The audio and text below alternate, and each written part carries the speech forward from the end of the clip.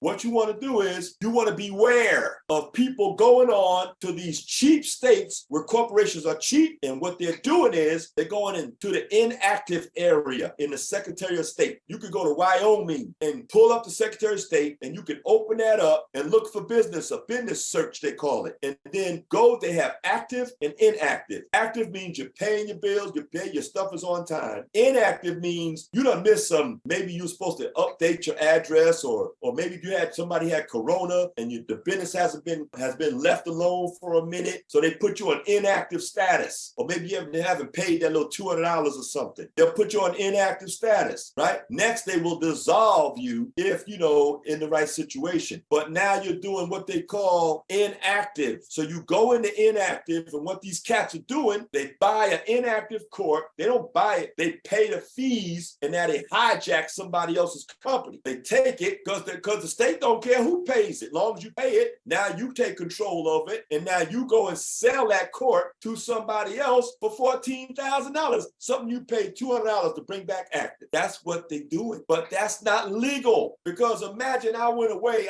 somebody had corona, and they left their corporation, but they're going to come back, and they come back to pay their $200 to the Secretary of State, and then they find and look it up and see, what the hell, who is this on my card? And then they go track it down and find the person that you sold it to, and the person you sold it to is going to say, well, I bought this from somebody online. They're going to say, I don't care who you bought it from. I see you made $10 million.